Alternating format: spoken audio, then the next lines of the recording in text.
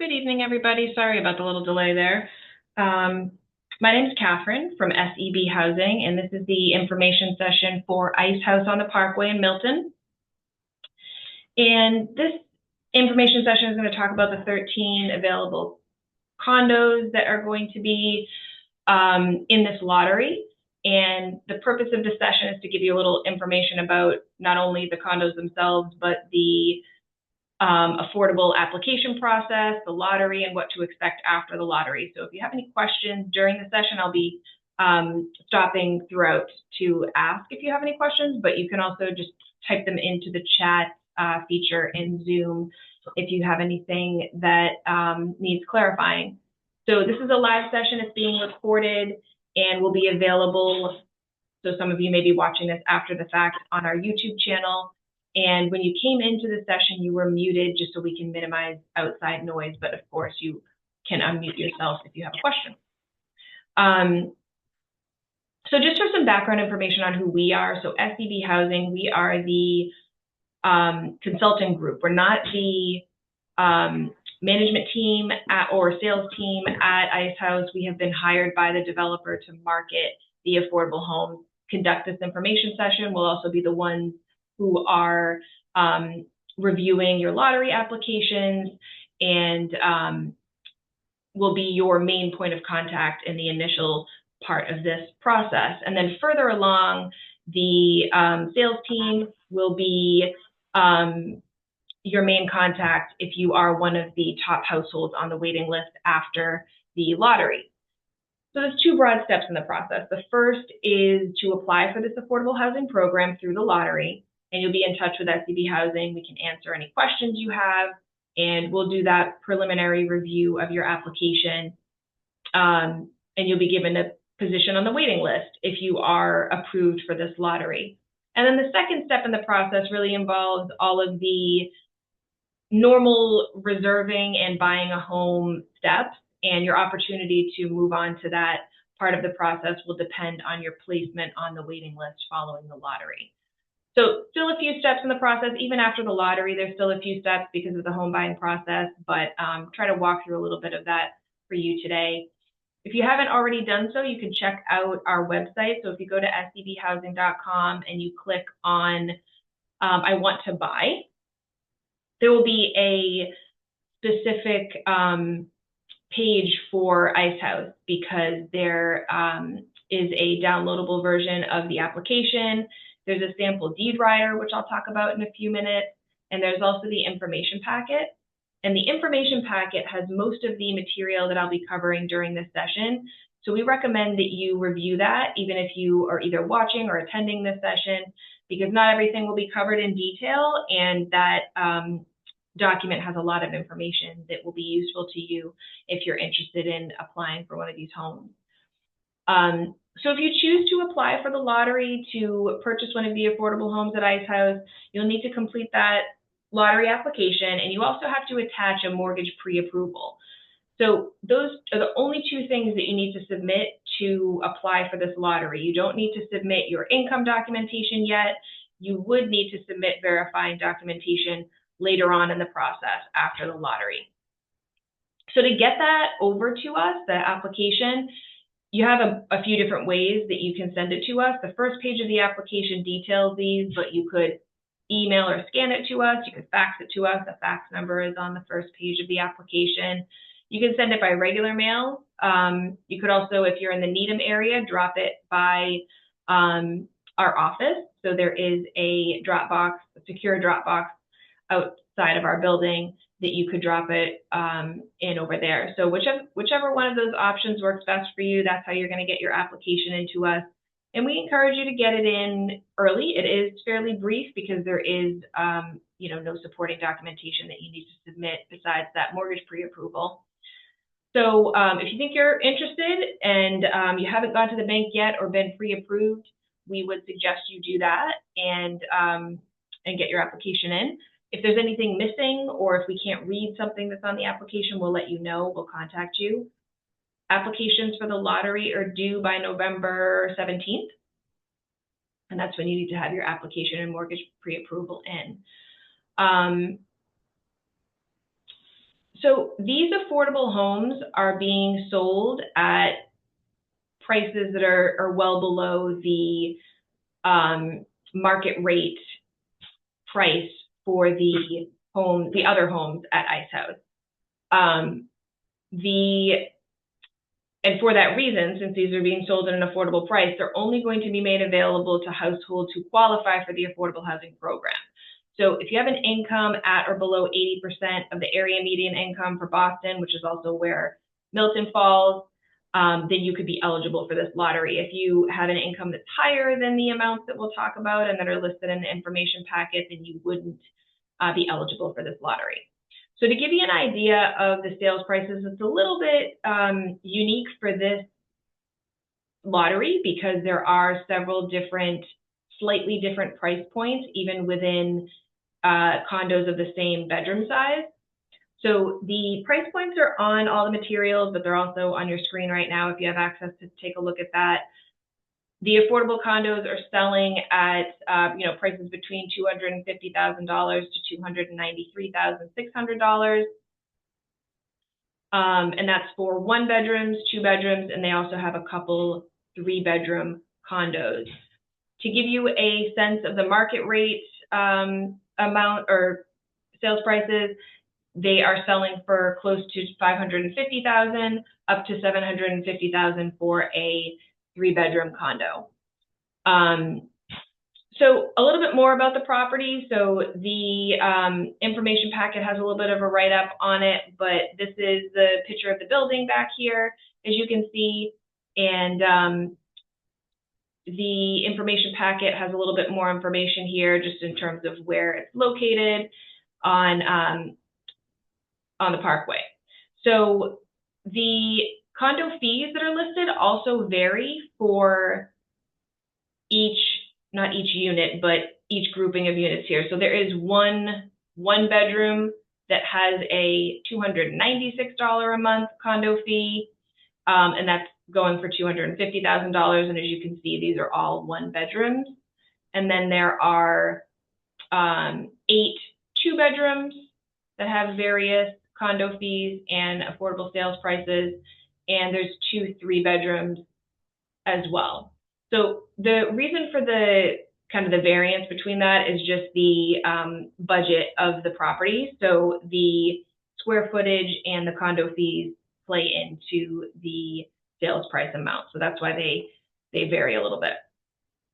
The sales prices for these homes have been calculated using a formula for this affordable housing program. The area median income comes into play in the formula as well, and those area median incomes, or AMIs, are released each spring by the Federal Department of Housing and Urban Development, or HUD. And so Milton falls within that Boston AMI area, and that's where we get the amounts for this property. I mentioned the deed rider a little bit. So the affordable homes, since these are affordable homes, they're going to be required to have what's called the deed rider filed along with the master deed at the time of purchase. So that deed rider ensures that the homes remain affordable in the future, even after the first buyer or owner eventually chooses to sell it. So just to give you a little bit of information about the deed rider, I'm just going to flip back here for you. The deed rider, among other things, says that the resale price of the property is limited because it needs to be sold to an affordable buyer even after you've owned it. So this opportunity wouldn't be for you if you're looking to, buy, flip, or resell a home in a short amount of time. It doesn't mean that you won't be able to sell the condo for more than what you paid for it. But like I said, it will need to be resold to another affordable buyer, and the state would be involved in the sale. So you might have some return on investment. You're just not going to see the amount of appreciation that market rate homes might sometimes see. And there is a resale formula for the resale price that you can take a look at in the information packet. It's usually towards the end of the information packet as well. The deed writer also says that it has to be your primary residence. So if you're looking to apply for this property and you don't plan to live in the unit full time, if you wanted to rent it out, like an Airbnb or something like that, that's generally not allowed. So just keep that in mind. And then one other thing I want to highlight from the deed writer, if you wanted to refinance or make capital improvements to the property, the state would need to approve that. And these are brand new homes. It's a new build. You probably wouldn't be doing anything like that. But when you take a look at the deed writer with your lender and just if you have an attorney later on in the process, just make sure that they're aware of those restrictions. And like I said, the mortgage pre-approval is required to be submitted with your lottery application. So if you haven't already gone to the bank or obtained that mortgage pre-approval, we suggest that you do that if you're interested in this opportunity. When you do go to the bank, if you haven't already, we suggest that you rip out or bring page 8 of the information packet with you that lists the mortgage pre-approval standards for this housing opportunity. And just to pull that up for you, so if I'm in the information packet, page 8 has this mortgage pre-approval standards. And this is just useful for lenders to see because there are some restrictions that some banks may not be able to fulfill. So we also suggest you bring the sample deed writer as well, which is on our website listing. So it's one of the PDFs in the website listing. So you go to the bank, you bring your mortgage pre-approval standards that are here that explains a little bit about the affordable housing program and the deed writer, because some of the deed writer information can be problematic for some lenders or some banks. Certain loans won't accept all of the terms of the deed writer. So for example, for this program, the loan has to have a fixed interest rate throughout the term of the mortgage. It also can't be a VA or an FHA loan, since those loans don't accept the deed restrictions for this affordable housing program. So you don't want to be in a situation where your bank grants a pre-approval, but then at the time of purchase backs out of solidifying your mortgage because they weren't aware of these pre-approval standards for the affordable housing program. And we also like to say too that in our experience, we haven't seen any affordable applicants be able to successfully close with Bank of America as a lender. So generally, you're able to choose any bank that you would like or any lender, but we would suggest that you don't use Bank of America just because it seems like their mortgage products aren't suited for the affordable program. There is this lender page here that is listed. So the Mass Housing Partnership, MHP.net, they have a page on their site that's a great resource for you to find lenders that are familiar with affordable housing, because we would suggest that you select someone who is familiar with the affordable housing program or just affordable housing in general when you're choosing a lender. There's a lot of lenders here, so it's not as though they're limiting you to only a few banks. Pretty much every large bank or even local banks are listed here, so take a look at that. So the mortgage pre-approval standards state that you must provide a down payment of at least 3% of the purchase price. So half of that, 1.5%, has to come from your own funds. And unless you're receiving a grant or down payment assistance from a nonprofit or other entity. So in total, your mortgage amount or your loan amount can be for up to 97% of the sales price or the purchase price, because 3% will be put down by you. So before I move on to the eligibility requirements for the affordable housing program, does anyone have any questions yet on just the general application process or the deed writer or the getting the mortgage pre-approval?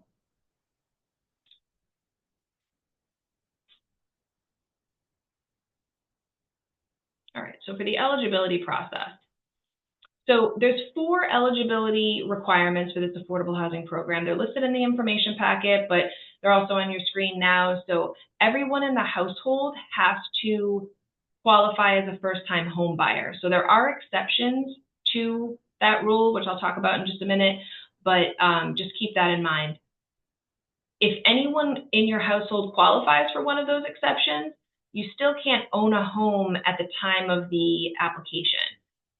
So a first-time home buyer is generally considered someone who hasn't owned a home within the last 3 years. So I'll talk more about that in just a minute.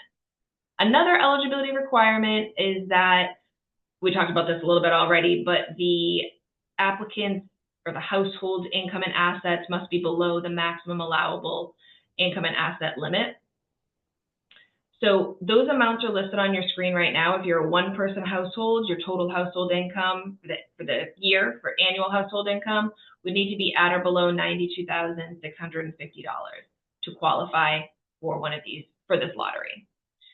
And I'll talk more about how we calculate total household income in just a couple minutes too. And then the asset limit, as you can see on your screen, is $75,000, and that's for the full household. The third eligibility criteria for the affordable housing program is that you have to have that mortgage pre-approval. And then fourth, you can't have financial interest in the development or be considered what the program calls a related party.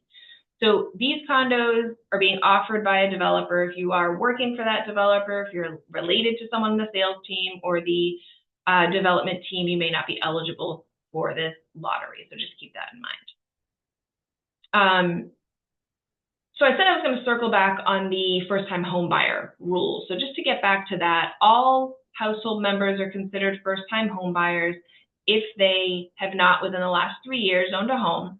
And that includes through joint ownership. So if you owned your home with a spouse, 2 years ago, you were on the deed, you were considered a homeowner within the last 3 years. There are 5 exceptions to that home buyer rule, and they're listed in the information packet, but I'm just going to quickly run through the 3 exceptions that come up the most often. So the first exception is if you have someone in your household who is what the program refers to as a displaced homemaker. So that's someone who hasn't worked outside the home for years because they've been caring for the home or the family, and they owned a home with their partner or spouse within the last 3 years, but they have been taken off the deed since and are no longer currently own it because of a recent divorce or a legal separation, so they're no longer on that home deed. The second exception to the first-time homebuyer rule is a single parent with at least joint custody of a child, or someone who's pregnant and is now displaced due to a family breakup. So they're looking for a new home to buy because of that family breakup. The third exception is a third most common exception is the age-qualified household. So that applies to households with a member that is over the age of 55, and that person is either selling their home now or has sold a home recently in order to purchase an affordable property. So those 3 categories of people can have owned a home within the last 3 years and qualify for the first-time homebuyer exception, but need to have already sold the home or are about to sell it before they apply for the lottery. So again, if you qualify for any of those exceptions, you do still need to have the home sold and out of your name before you are applying for this lottery.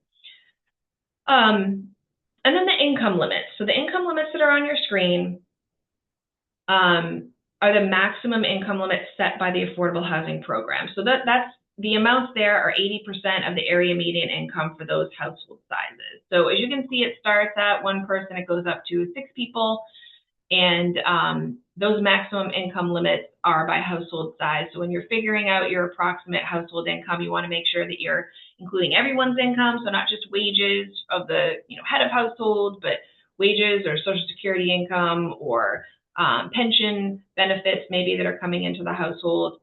So when you're filling out your application, just make sure that you're accounting for everything that's going to be popping up on your tax returns later on in the process. Like I said, you're not required to submit verifying documentation for this income when you're submitting your lottery application, but if you're eligible for the lottery, you will be sent a documentation requirements guide, which is just sort of a document that would put together to detail exactly what type of documentation you will need later on in the process. So how many pay stubs, how many bank statements, benefit statements. Everyone will need to submit the last 3 years of their tax returns, and then the rest will kind of depend on your source of income and assets. So if you are one of those top households after the lottery and you're invited forward to submit your verifying information for your income, you'll have about 10 to 14 days to get that information into us. We know that it's a lot of information to submit, so we always work with everyone and make sure that deadlines are given if there's anything missing initially. And then, even though we're not calculating income right now, just to give you a basic overview of how income is going to be calculated, income for this affordable housing program is required to be counted your gross income is required to be counted, and we have to count it as a projection of your income over the next 12 months. So we're sort of trying to put together our best guess of what your household will make in the coming year.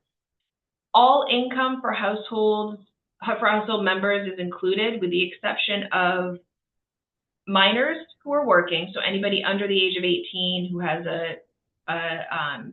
who's employed, we're not going to count their wage income. And then any dependent full-time students who are working would only count the first $480 of their wages when determining income to use towards your total household income. So again, it's gross income, what you make before taxes. Unfortunately, most of us are not taking home the full salary that's listed on a pay stub, but it is the gross income that needs to be counted for eligibility purposes according to this program. And then how we calculate income varies a little bit depending on what your income circumstances are. Some applicants are going to have a weekly or even a biweekly salary that is consistent throughout the year. It doesn't change at all. But there are other people, obviously, who are working seasonally or who are self-employed. If you're self-employed specifically, you're going to need a profit and loss statement. We have a template that you could use. So your business expenses, if you're self-employed, are taken into account, but expenses are not taken into account if you are not self-employed. So if you're paying, health insurance or a car payment or anything like that, we can't deduct that from your total household income if you're not self-employed, unfortunately. But if it's a business expense, it's a little bit different. So in general, any income that you have been making, we're going to have to assume that you're going to continue making it in the coming year unless we have definitive documentation from you confirming that that income has stopped. So if your last year's tax return shows 2 jobs and you now only have 1 employer, we'll just need something confirming that that employer is no longer active. So when you're filling out your application, just make sure, like I said, that everything is listed on there: wage income, Social Security, retirement, or pension income, unemployment, if there's anything like that coming into the household that would apply. There is no minimum income requirements for ownership lotteries like this one, but in order to qualify for a mortgage, you will need to meet the bank's requirements in order to receive that mortgage pre-approval. So just keep that in mind. And again, that mortgage pre-approval that needs to be submitted with your lottery application. I talked about the asset limit too. So $75,000 is the asset limit at the time of your application. That includes any funds that you might be saving to use as a future down payment. And when we're talking assets, it's not just savings and checking account, but also the net cash value of your retirement account, if you have Venmo or PayPal, anything that's in those accounts would need to be counted. But just to circle back to retirement accounts, because we get this question a lot. So you might think it's pretty strange that we're going to be counting money that's tied up in a retirement account, because a lot of people are not going to be accessing that money for decades, but the program requires us to count the post-penalty income that you would be able to access. So again, that's the net cash value we have to count. So if you have a retirement account like a 401k, you'd be asked to get a letter from the financial institution that holds your 401k, and it would list the post-penalty amount. So for example, it might say, this person has $50,000 in their 401k, but you would only have, $35,000 or whatever it might be if you were to liquidate it now.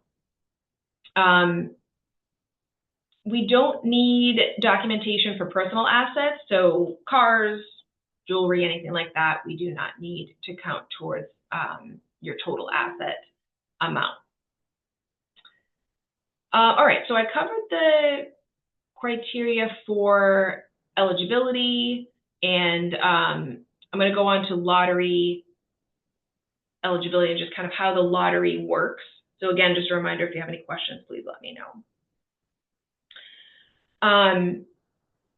So when you submit a lottery application to SEB Housing, we'll review your application. We'll contact you if we have any questions or if any information appears to be missing.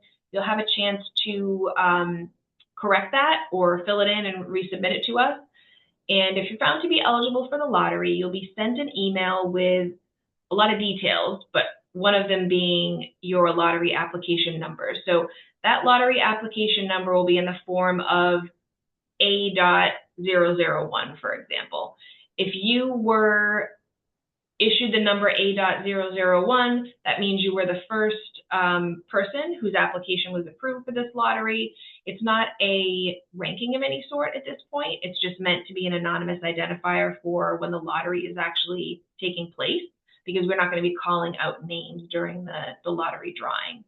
We'd be calling out that number or having that number drawn.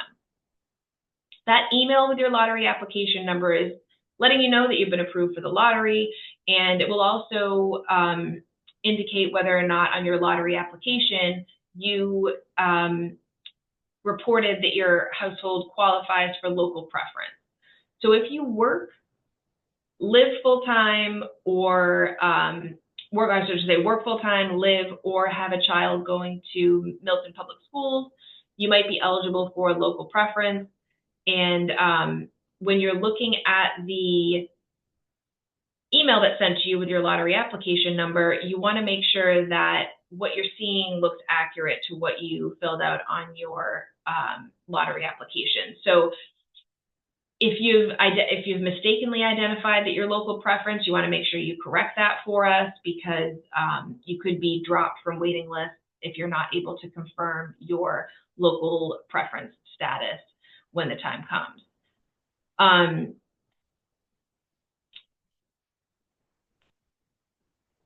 And then also on that email, you're going to see, what unit sizes or what condo sizes you have applied for. If any of that looks incorrect, please let us know.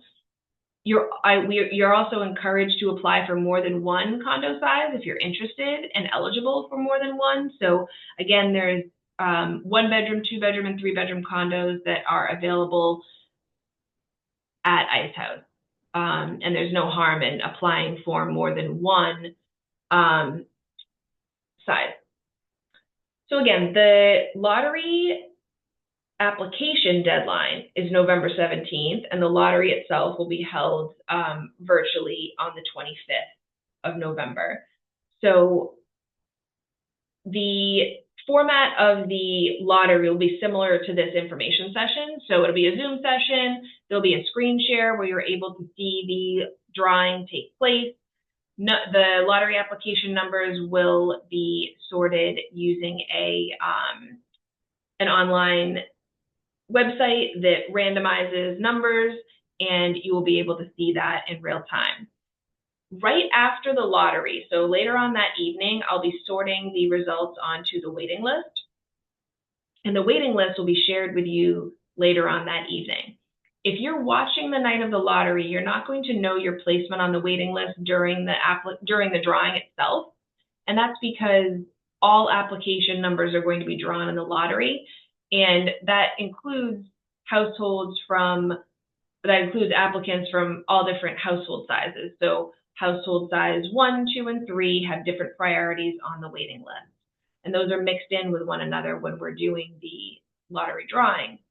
So after the drawing itself, I will be sorting the results onto the waiting list based off of the preferences that are listed in our information packet. So if you go to page 11 of the maybe it's 14, yeah, you can see the order of priority for each waiting list. So I'm going to be, taking the results of the lottery drawing and coming back to the priorities here, the list of priorities, when I'm sorting the results onto the waiting list. So if you applied for a 2-bedroom condo, for example, on the local list, you will have, and you're a type 2 household that doesn't have local preference, you're going to be behind the type 2 and 3 households who have local preference. So it kind of maps it out a little bit for you here. It's a little confusing for those that, aren't in the sorting end like I am, but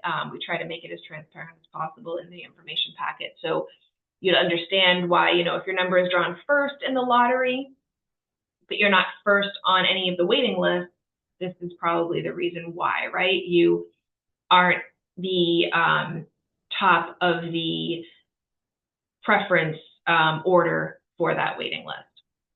So, and you'll notice here that even local preference waiting lists have non-local preference households on them. So if you were an applicant who was applying for a 1-bedroom condo, you're going to have a place on the local preference 1-bedroom condo waiting list, and you'll also have a placement on the 1-bedroom condo waiting list that doesn't have local preference. So most of you, looks like maybe all of you, because all of you will have a placement on more than one waiting list. So just keep that in mind. So when you're reviewing that email after the lottery, there's going to be the top households on those waiting lists are going to be highlighted in green. Those are the households who are going to be asked to move forward in the process. And the next step in the process after the lottery, if you're one of the top households, is to submit your income, asset, and tax documentation to us to verify your eligibility for the opportunity. So you'd have about 14 days to get that information into us. As I mentioned, if you have a application that is not complete at that time, that's totally fine. We'll work with you to make sure that you have all of the information into us. So if you submit something and you have a couple pay stubs missing, we'll send you an incomplete notice so we can get that from you later on. And then ultimately, if you're found to be eligible by SCB Housing after you submit your information to us, our next step is to send your file to the monitoring agent that Mass Housing has assigned for this property. And the monitoring agent will review your file. They'll do kind of a second review to give us the green light to move forward even further in the process.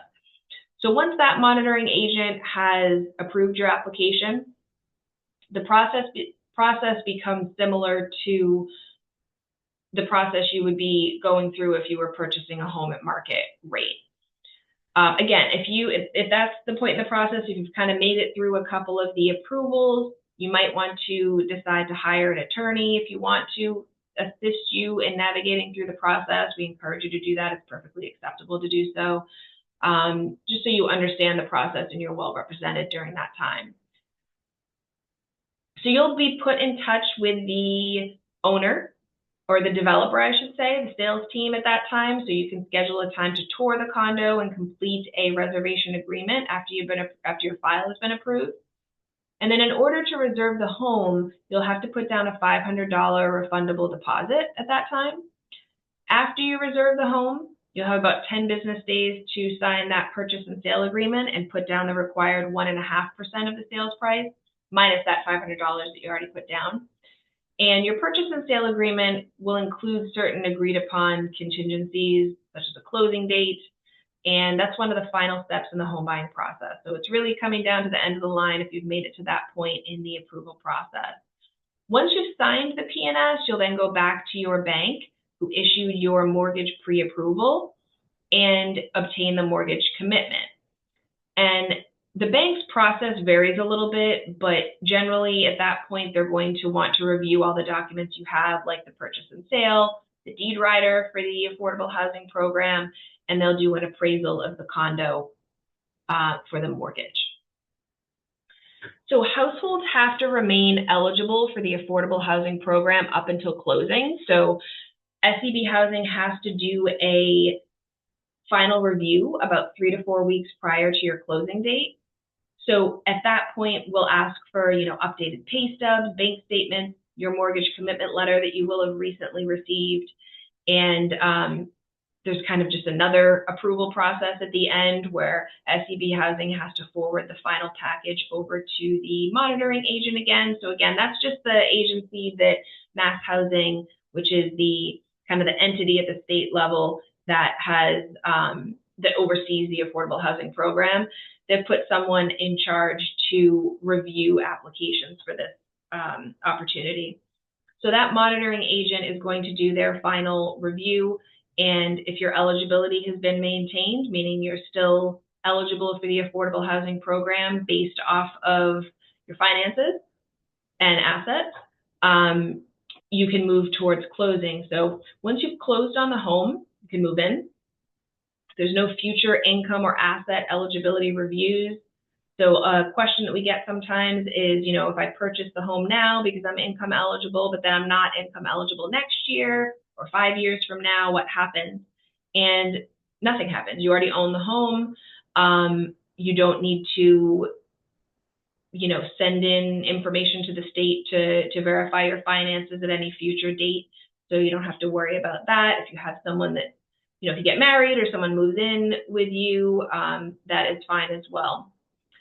And then another question we also get is the taxes on the property. So the Milton tax rate, given the current Milton tax rate, the taxes for these condos, depending on if it's the price point, if it's a 1-bedroom up to a 3-bedroom, are estimated as an annual amount between $2,800 and $3,200 based on the affordable sales price. So the taxes are not based off of the market sales price for the condos, thankfully.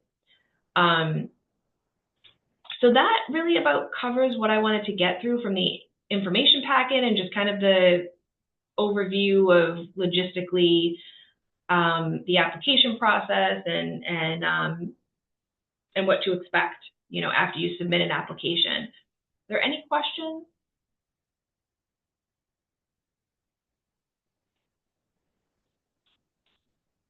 And again, the deadline for your lottery application is November 17th. So you've got a little bit less than a month. Again, if you're interested in the opportunity, we encourage you to go to the bank that you would like to get your mortgage pre-approval from, and that would kind of be your next step in the process before you submit your application to us, since that is required with the lottery application, that mortgage pre-approval.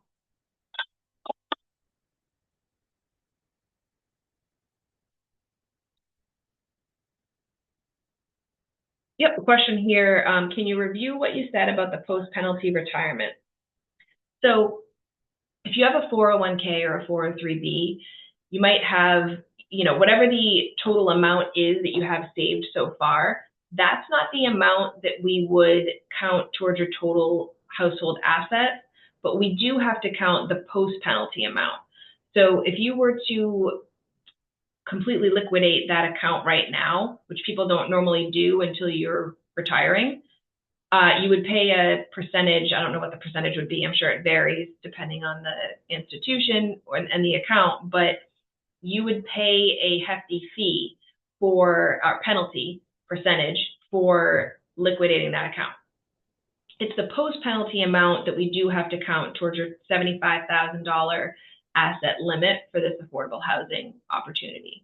So if you had, $60,000 in an account, and the letter from your 401k institution said that if you liquidated it, your post-penalty amount would be $40,000, and it's $40,000 that we need to count towards your total asset amount. And again, that limit for the household is $75,000 for this opportunity. If you have a lot of assets, if you have, $100,000 or whatever in the bank, you're not going to be eligible for this opportunity, unfortunately.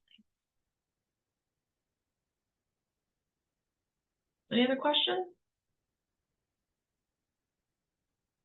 We encourage you to get your application in if you're interested. I know that we've had a lot of questions from the town about this opportunity, so it's kind of been long awaited that these condos are going to come online. And it's a great opportunity. So we look forward to getting your application. And again, if you have any questions, if you're watching this after the fact, or if you just have any questions that you didn't think of tonight, you can email us at info@sdbhousing.com. You can also call us, but we have people that are answering emails each day, so we're available to get back to you within the day. Thanks everyone for your attendance, and have a good evening.